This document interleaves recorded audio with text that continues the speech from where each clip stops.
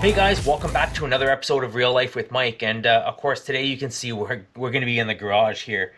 I'm going to kind of show you a little project I've been working on. It's probably the stupidest project I've worked on in a little while because it took way too long for such little outcome. And what I'm talking about is the battery terminal mounts for the screw-on terminal mounts for these Dakota Lithiums. Now, don't get me wrong, I absolutely love the Dakota Lithiums. They're in a league of their own. I've had SLA and AGM batteries. These by far are just absolutely killer. The only thing I don't like about them is the little battery screw mounts, or I guess bolts that you get with it, is just a little hex bolt. And first of all, they're a little bit small. They don't have a lot of grabbing power with that. And they're also exposed. I mean, them being exposed isn't a huge issue because you can easily pick up, a cover or tape it. There's a lot of different things you can do to protect stuff from touching the top of the battery. The one big thing that bugs me is the fact that you always have to have an Allen wrench on you. It's one of those where I swear I have one in the back of the boat, in the front of the boat. There's a couple inside. There's one in my jacket, I know for sure right now. But because I remove my batteries, if I'm going to be parking my boat in the back, I remove my batteries all the time. So it's just absolutely dumbfounding how every single time I go to the boat, I cannot find the Allen key. So it's one of those where if all of a sudden I do want to take the battery out or adjust or add something, I want the easeability of to be able to do it a little bit quicker. Now, like I said, this is such a little thing that maybe it only bothers me, but hey, if it helps one of you guys to kind of figure out how to do your own, maybe the video is going to be worth it. So it's pretty easy process. I mean, you can use pretty much anything, but the hard part about these, the ones you get from Home Depot and Rona, I'll kind of show you here, is that it's actually really hard to find these in metric. Now, I ended up getting a couple off of Amazon. This was the smallest one that I could find. I don't know if I have any other kinds. Yeah, I have like these little ones as well. These ones also, I was just going to put a metric bolt through, rethread it, but that didn't work either.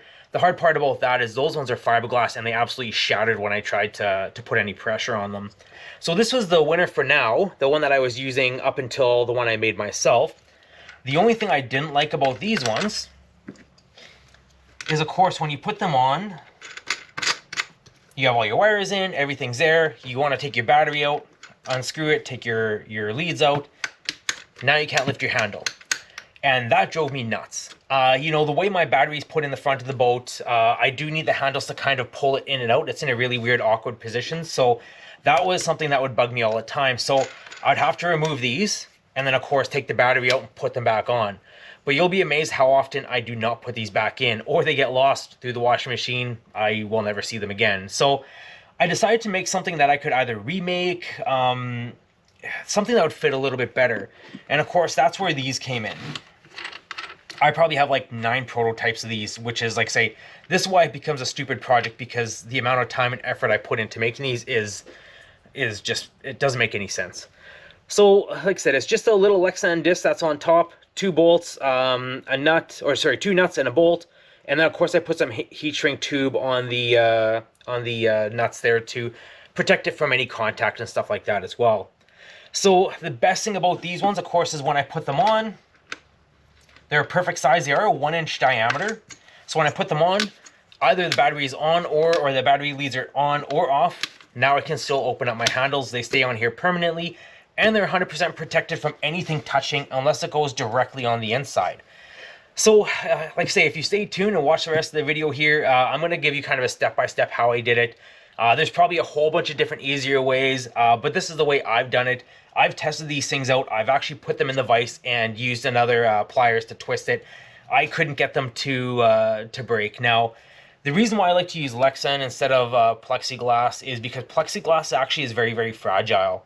What I basically do, I'll open this one up here. This is a Lexan disc that I made, and like I said, I'll enter some clips after I give this little talk here. It has that hole through it, and once I get a bigger hole in there for my actual M6 nut that I'm going to be using, that's going to get pressure fitted into that hole. Now, the good thing with the Lexan is the Lexan's going to kind of mold around it and it will not crack or break. The plexiglass, if you try it, it absolutely explodes. So that was another prototype that I did that did absolutely nothing. It just wasted a lot of time. So, like I said, the couple things you're going to need is some M6 nuts, some M6 bolts, maybe some Lexan. I have a whole bunch of this stuff left over from my wave whackers, so as you can tell, I have a couple cutouts here. I'm going to be making a whole bunch of them and kind of keep them, so if I ever talk to someone with the Dakota and they want them, then maybe I'll have some extras in my boat to kind of hand out. But the other thing you'll need is a 1-inch hole saw. This is the one I'm using. And then, of course, just a drill bit. Now, the drill bit is always going to depend on what kind of bolt size that you have, like the head top. I was actually thinking of doing just a cylindrical hole and replacing it with the hex bolt from the Dakotas, but that didn't have enough grabbing power because the hex bolts are so round. Eventually, after 3 or 4 times, it just kind of slid off and it didn't work. So hex bolts are pretty much the best. This is 3/16 inch Lexan, so that's the stuff I'm going to use. I did do another demo as well with this stuff. This is 3/8 inch Lexan. This stuff was absolutely ridiculously big. I didn't like it. It was almost too thick, and it also made my terminal too high, so same thing. I couldn't lift up my battery handle. So we're going to get down to it. Like I said, I'm going to take a little step-by-step on how I all do this, and like I said, hopefully it helps someone out, or it may just be a stupid video. We'll see. Alright, so first step is going to be getting your 1-inch hole saw bit on your drill, of course, and making a little Lexan donut.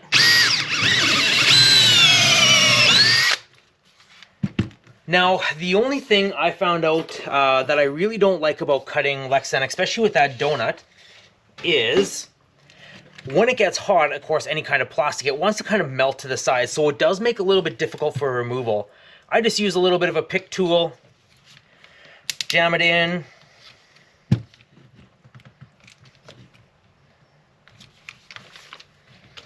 and just kind of pry it out here. There we go. And now you have your little Lexan disc. Now this is the other step that I do that kind of works. I wish I had a whole bunch of more different kinds of screws on me. I do have a whole bunch, but this is the only one that I've had to work. Basically, it's just a regular decking style screw. I put it on my donut, kind of tighten everything up. That way it's going to be able to spin freely. Now, I just grab a regular file, and as I'm letting the drill go, of course, I'm just filing it down, kind of cleaning up all the edges.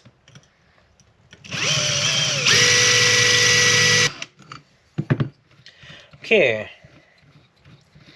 Now, after you get that disc off, it's a lot cleaner. It's a nice little edge on it. Then, of course, you can remove the plastic backing.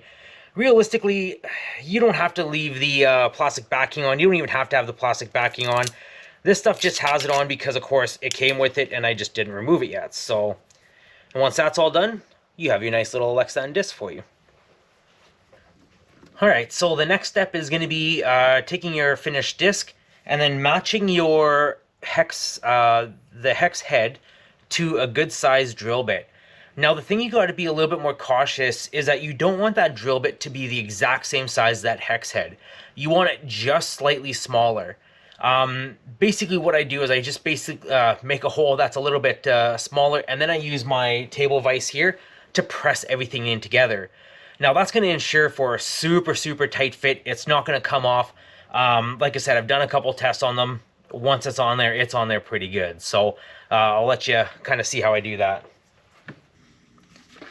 Alright, so once you got your Lexan disc sitting in the vise, just make sure it's nice and tight. That way it's not going to move around. I use a step bit. These step bits are really good. You know, I like the fact that you can adjust. You don't have to switch in between each setting. The other thing I really like is I find that these drill really easy through Lexan as well. Once you get around to this this section here, you do want to go a little bit slower, because once it grabs, it wants to grab the disc and just kind of suck it right in. So other than that, like I say, you just kind of go in.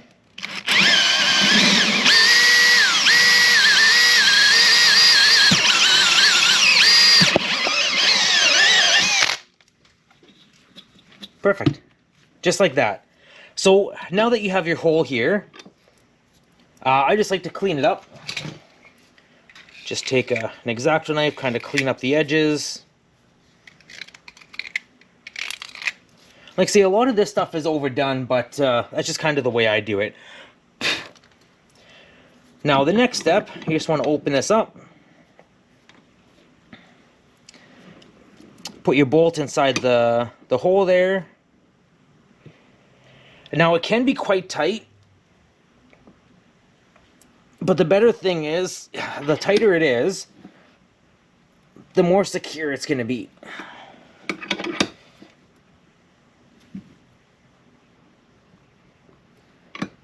All right.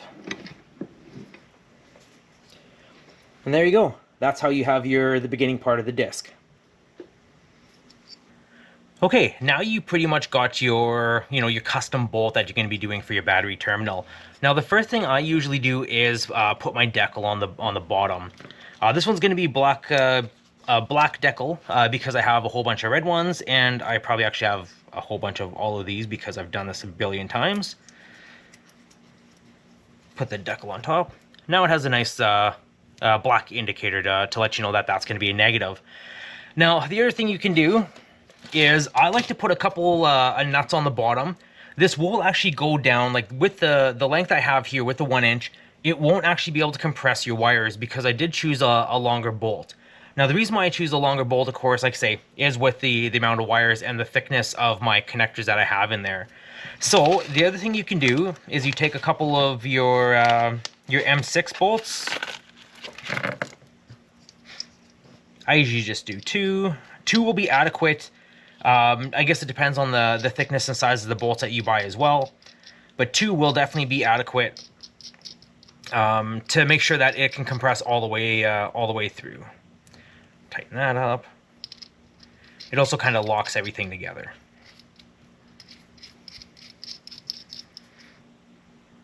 All right, now I'm just going to tighten everything up in the...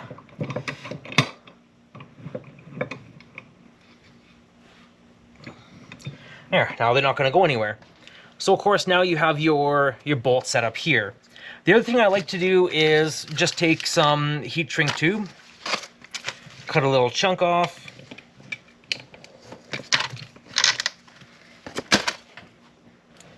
This one is a little bit tight. This is the biggest one I have because I don't really work with a lot of really high gauge wires. But so, of course, that's just going to slide over top of the bolts. It is a little bit of a nuisance because, like I said, this one is just perfect size. So it's a little bit of a pain to put on. Slide this over. I can guarantee next time I'm at Princess Auto, I will be getting one size higher probably just for this reason, but there's, every so often you need heat shrink tube for something a little bit bigger. So there, of course, the heat shrink tube's on that. Heat it up without burning your fingers.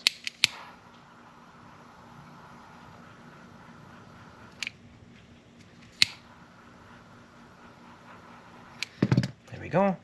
So of course that's going to be the bolt itself. I'm sure you guys have all used this. If you have enough to do this this little hack, I'm sure you have enough knowledge to put on the heat shrink tube.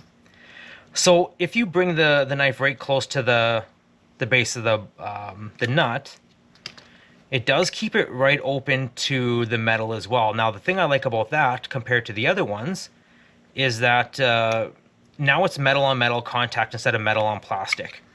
It just gives you a little bit more. It's kind of hard to see on this one.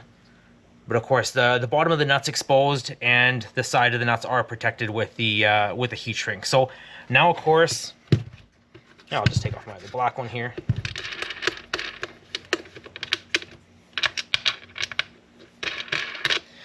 Now you have your battery terminal. So overall, I mean, after all said and done, like I said, this is kind of a stupid little project, and it took way longer than it should have. But I like the fact that it's to my style. I was able to do it. It's something that I did for myself, and like I said, if it helps someone else out, that's really good. It's one of those where I just like the easeability of being able to open and shut my I guess tighten and loosen my my battery mounts here. So like I said, don't ever feel bad about trying something. There's always going to be a whole bunch of comments out there. You know, I actually had a whole bunch of comments out there asking how I did these. I just got a couple PMs, so that's why I'm doing the video, is to kind of show them as well. But you know, there's always going to be some negative comments. You know, if you ever do something with your small boat rebuild, of course, this is for the 12-foot Ultimate Smoker Craft rebuild. So it's those little things that can make a difference for you. Now, yeah, like I said, there's going to be people that may not like it, may say, oh, that's stupid. Why would you do all this? You could do this. Hey, you know what? If you have the time, you have the ability, go to do it, try it out. Like I say, nothing's better than being able to accomplish something that works perfectly for you and your boat. So hopefully the video may be able to help one person out. If it is, it's worth it. If not, hey, it gave me something to do this evening. So other than that, like I say, keep an eye out. I have a whole bunch of other things I'm going to be talking about. I do have a couple projects that I've been working on. This is just a really quick demo of my mount. So that's turnable, and of course it locks in for my live scope. So I'm going to be kind of showing you how I did that as well. That's always going to be a work in progress, because of the fact that I don't think it's done yet. But like I say, thank you for watching. If you want to you know, get some more info and stuff like that, feel free to PM me. Join us on Manitoba Boats as well. You know, we have a pretty good group there that's willing to help out. Like I said, I can guarantee I don't know everything about boat building, but you know, it's just another resource to kind of reach out, especially when you're in the Winnipeg surrounding area, Manitoba. It's nice to have someone a little bit more local. So if you like the video, feel free to subscribe. You know, I'll have a whole bunch of videos posted. I try to do at least a video or two a week. You know, everything's going to be from, you know, right now it's the Ultimate 12-foot Smoker Craft rebuild. That's kind of my main project. And then, of course, there's going to be some camping and stuff like that. We have a whole bunch of trips planned. So other than that, like I say, stay tuned. I hope you like the video. And if it helps you out, feel free to leave a comment below. That's going to make me feel a lot better about shooting this video, kind of a battery hack, if anything else. But, you know, until we see you on the water again, keep it real.